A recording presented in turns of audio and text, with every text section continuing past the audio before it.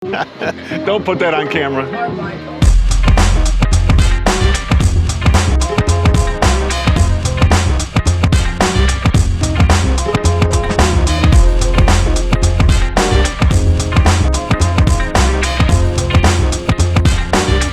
So I have two daughters, 18 and 20, and then two sons, 10. 19. No, it's 19. She's 18. She turns 19. No, she's not 8. Anyways, Tyson is 10 and Toby's 14. So when my daughters were growing up, I was a lot stricter. I was, I was this, you gotta be, action consequence, you gotta be a hard ass on them, so I would never let them dye their hair, I wouldn't let them pierce their ears, no tattoos, no nothing. They couldn't even, they could have one earring in each ear, they couldn't do anything else. And they thought I was like Hitler. I changed my attitude since then, and I'm a little more relaxed on my boys. So Tyson colored his hair blue, because he's the coolest kid in class. And so my daughters are mad at me. We went golfing. We went to Top Golf for Father's Day, and they're mad at me because I let Tyson dye his hair, because they could never do anything as a child. They could never do anything. What's that? Melly dyed it for them. I know. I'm saying that they're mad at me because when they were kids, they couldn't do stuff like that. But I've changed. Everybody changes, right? Everybody changes. So we'll see. We'll see how they turn out. So Lauren just put a question on my site. We're opening up a bin store in North Carolina. We're going to order our first couple of truckloads from B-Stock. Does anybody know how their Target grade A pallets are? We just don't feel like we have the money to begin with to be risky and buy unmanifested or from a broker. Any advice would be much appreciated. Lauren, I mean, you can really take those Target loads for face value. I've never been disappointed with anything in the Target loads, meaning that like what I expected came in exactly like I expected. It's always true to form. If they say they're grade A merchandise, they're grade A merchandise. If they say they're returns, they're still good merchandise, but there is some broken stuff in there, but not much. I bought the 50,000, you can look back on my Target $50,000 electronics load, and that came in great shape, and those were returns. Very few things in there were not new in package. So I wouldn't shy away from the returns. One of the loads that I did buy from Target on B-Stock for my bin stores before were the high piece count, they call them seasonal loads.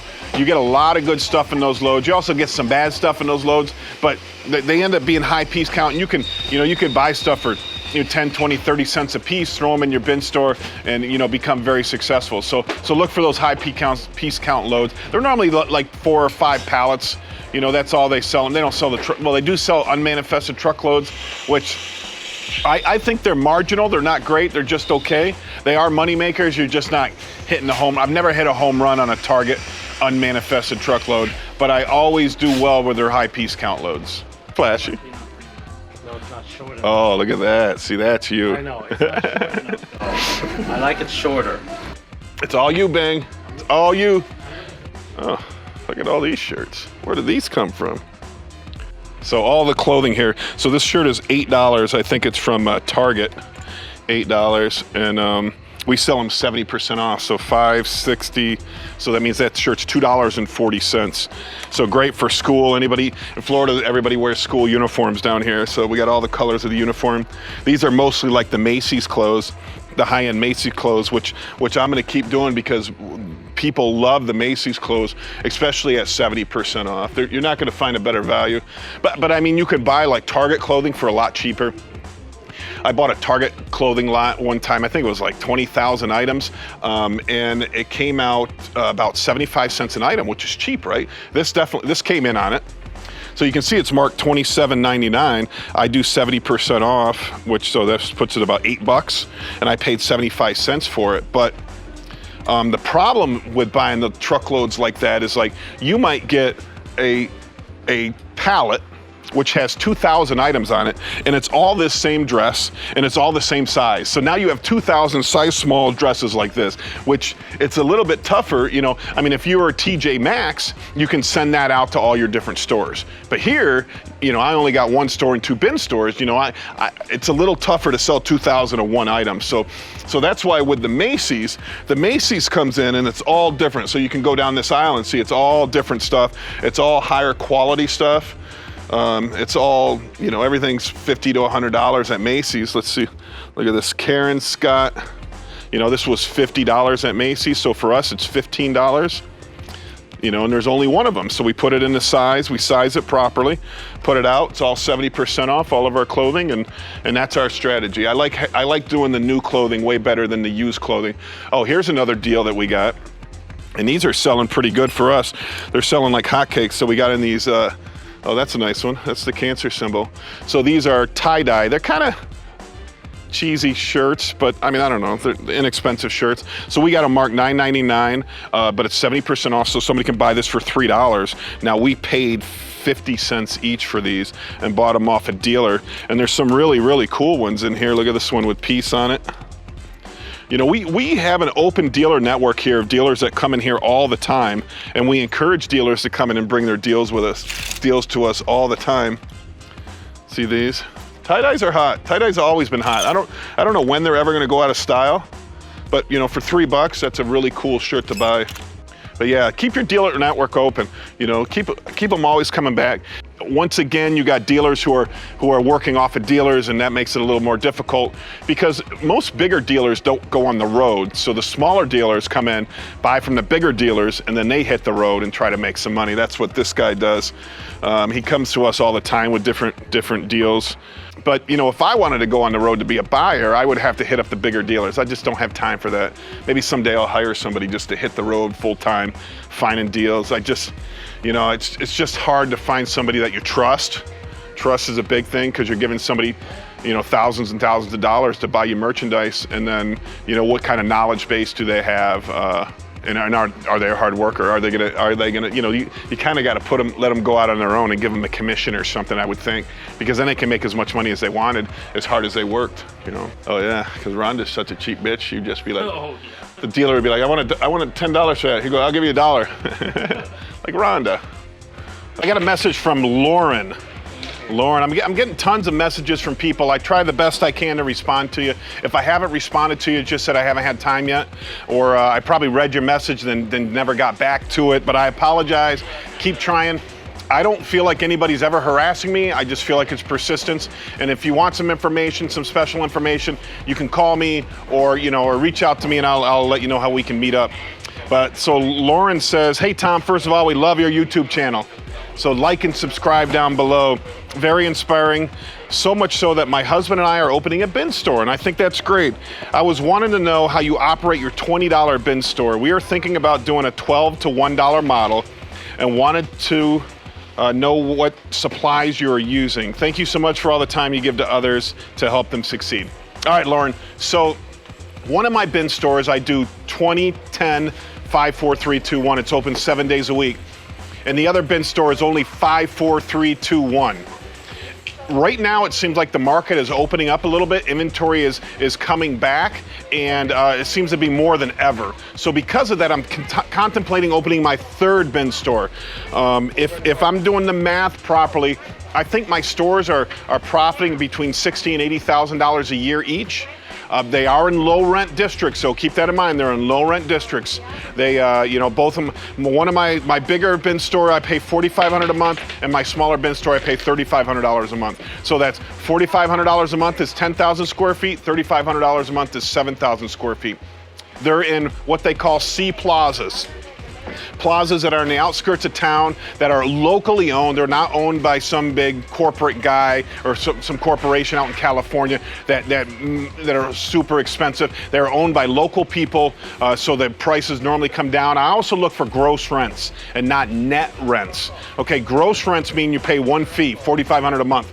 Net rents mean you pay $4,500 a month plus a portion of the CAM, which is common area maintenance, which is like sweeping the parking lots, landscaping, a portion of the taxes, and a portion of the insurance. So I always look for gross rents so I know exactly what I'm paying in C plazas.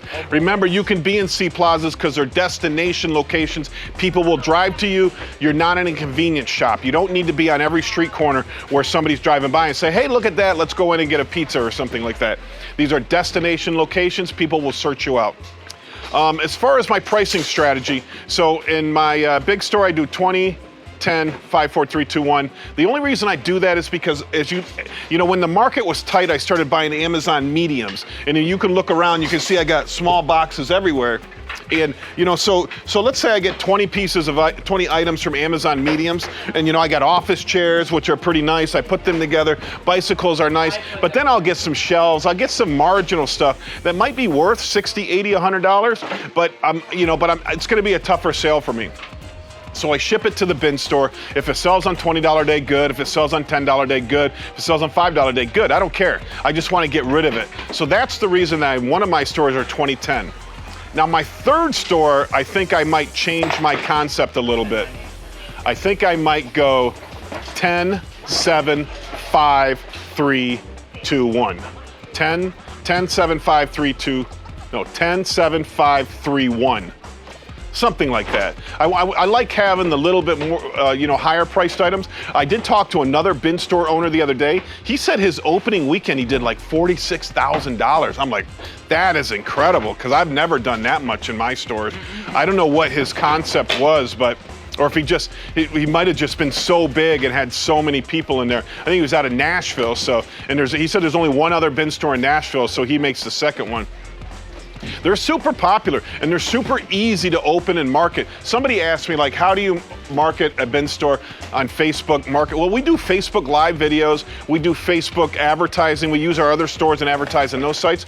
But and I also advertise on the local yard sale sites. So every town will have their local yard sale sites on a Facebook group.